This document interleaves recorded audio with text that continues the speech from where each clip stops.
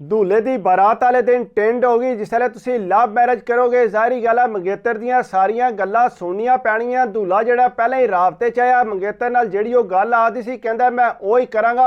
उन्हें फोटो टोरी सी, उन्हें कहा इस रंग दी तू शेरवानी पा के आवनी है, नाले वाल तेरे बड़े सोहणे ने, इस तरह दी तू कटिंग करानी है, सिर ते तू कुल्ला नहीं पा के आवनी। आख्या तू फिक्र ना कर, जिस तरह तू आखेंगी मैं उस तरह ही करांगा। भाई होरी बड़े खुश है, घादन लिया के फोटो दसन कि एह वाली शेरवानी लैके आवनी। आख्या पुत्र चल साडे नाल जाके तक लेने।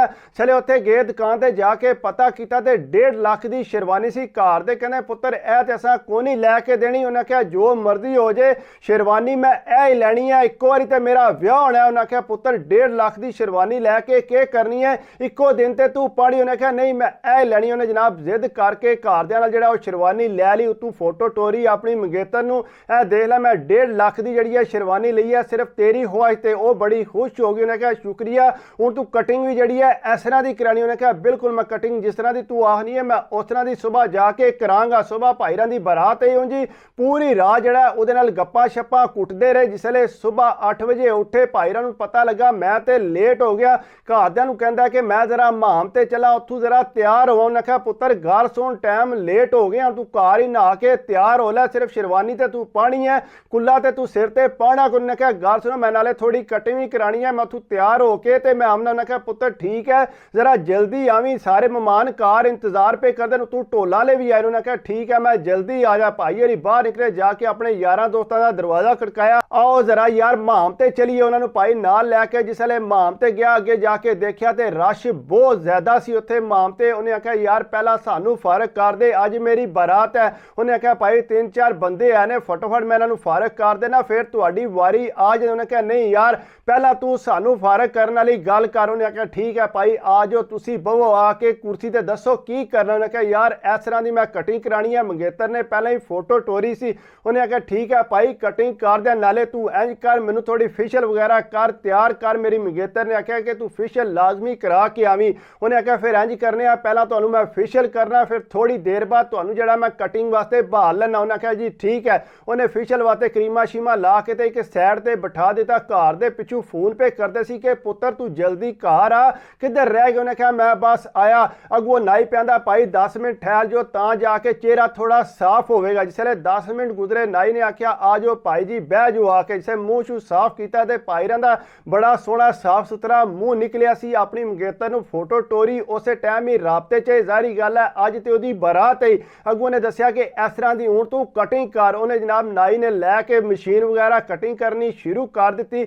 एक साइड तू ये कटिंग की सी, जिसले दूसरी साइड तू कटिंग शुरू की है। इन्नी देर नूं भाईरां दा एक यार आया, आके भाईरां नूं थापड़ा मार के कहंदा सना तैयार होने पिया। वो नाई ने मशीन फड़ी सी, वो सारी सिर दे उत्तों दी निकल गई तो चंगा भला पूरी टिंड हो गई। अद्धी ते सिर दी जिहड़ी है वो टिंड हो गई।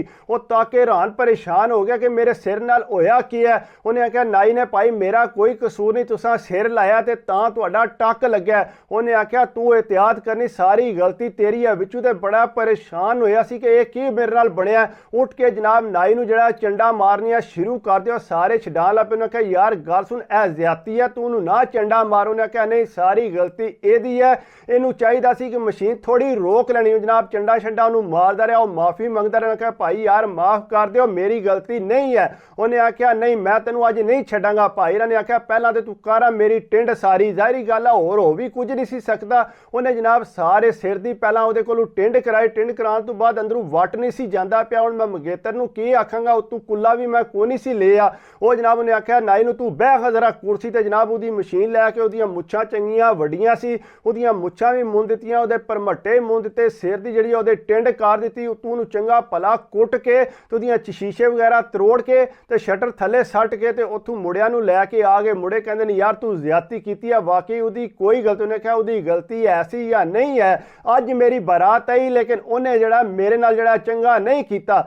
बहरहाल जिसले घर आया घर दे ताके सारे हसन ला पे। उन्हें आख्या पुत्र तू के कर रहे, अज तेरी बारात है, ए तेरी मंगेतर ने ख्वाहिश की। उन्हें आख्या नहीं मेरी मंगेतर ने ख्वाहिश नहीं सी की, जिहड़ा नाई ने तू मशीन फेरी है ते टक लग गया। उन्हें आख्या पुत्र है तो बड़ा ही माड़ा हो गया। सारे अगू पिछू भैणा भी भरा भी रिश्तेदार हसन ला पे। तू शेरवानी पाई ते कन्न कड्डे ते एडा माड़ा पिया लगदा, सारियां दी खच बन गई असी। वो घर दे आख्या पुत्र इंज कर तू नमाज वाली टोपी सिर ते पा लै। जिसे नमाज वाली टोपी पवाई तो सारे कहते तू तो दरवेश पिया साई पिया लगने हुण बिल्कुल ही। उन्हें मंगेतर नूं फोटो टोरी, मंगेतर इहनूं गालां करन लग पई, ए तू के कीता है? उन्हें आख्या मैं के करना, मेरे नाल ते नाई ने काम सारा खराब कर दिता है। वो जनाब यह मसला बनिया सी। तू ना आख्या जी कि अगू पिछू कुल्ला पता करो तो सिर ते कुल्ला पा तां सोहना तू लगेगा। जनाब अगू पिछू घरां चों पता करना शुरू करता, किधरों भी किरे कुल्ला नहीं सी लभदा पिया। वो जिहड़ी घर काम करन वाली है उन्हें आख्या जी मेरे मोड़े का जिहड़ा कुल्ला है ना वो घर पिया, जे तुसीं लैणा ते।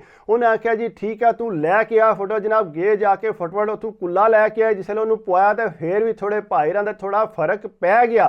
जिसले फर्क पै गया और नाई ने जाके पुलिस रिपोर्ट करा दी सी अपने भरावां नाल जाके कि इस तरह जिहड़ा मैनू आके दुकान च मारिया, मेरा इतना नुकसान कर दिता। सो पुलिस ने आज जिसले ये बारात निकलण लई सी पुलिस उत्तों आ गई। उन्हें आ फड़िया, उन्हें कहा गल सुन जी असीं तैनूं गिरफ्तार करन आए आ, तू जिहड़ा नाई दा इतना नुकसान कर आए। वो सारे अगे पिछे उन्हें कहा गल सुनो ये बाद च गल मुका लांगे, हुण असीं बारात लैके जाना, सानू जान दो। उन्हें कहा ना जी बारात तुहाडी नहीं जा सकती जिन्नी देर तक यह मसला हल नहीं हो सकता। उन्हें कहा जी दूल्हे नूं तुसीं अगे लगो। दूल्हे जिसले अगे ला के लै गए सारे कार दे मगर टुर गए। उन्हें कहा छड़ दिओ, इन्नी मेहमान आए ने, साडा बड़ा नुकसान हो जाएगा। उन्हें कहा तुहाडा नुकसान हुंदा ते पिया होवे, किसी गरीब नाल तुसीं ज्यादती करोगे, ये किस तरह हो सकता है कि तुहानूं असीं बख्श दईए। वो जनाब जिसले उन्होंने थाने लैके गए तो थाने जाके उन्होंने बिठाए, उन्हें तो अगू माफिया मंगे कि बाद च मैं इत्थे आपू पेश हो जाऊंगा, अज मैनू जान। उन्हें कहा तू नहीं जा सकता।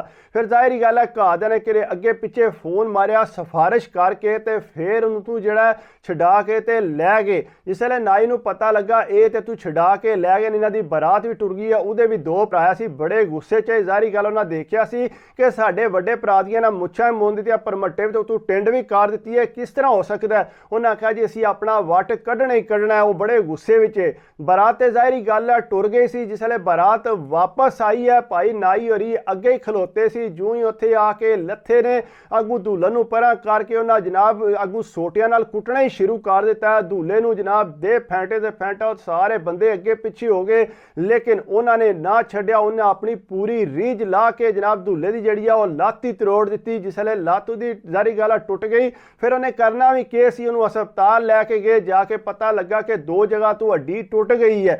उन्होंने आख्या जी फिर असीं इहदा नाइयां दे खिलाफ परचा देने। किसी सियाणे ने समझाना आख्या गल सुनो कि इन्हां नाल दुश्मनी ना पाओ, ये ना होवे तुहाडा काम वध जे, इत्थे ही गल नूं ठप दिओ ते चंगे रवोगे। और जिसे सारिਆਂ ने आख्या तो इन्हें आख्या चलो यही गल है असीं नाइयां नाल राजीनामा कर लैने। जिसे नाइयां नाल जाके गल कीती उन्हें आख्या जी गल सुनो ज्यादती कीती है इन्हें साडे नाल, लेकिन असीं इस गल नूं मन्नण नूं तैयार नहीं है। तुसीं अगर साडी दुकान दा सारा खर्चा दिओ ते तां जिहड़ा साडा राजीनामा होवेगा। उन्हें आख्या जी बिल्कुल असीं जिहड़ा तुहाडा नुकसान होया असीं देण नूं तैयार हां। जनाब 2 लाख का नुकसान होया, उन्हें आख्या जी साडा 5 लाख का नुकसान होया। उन्हें आख्या जी ठीक है असीं तुहानूं 5 लाख देण नूं तैयार हां।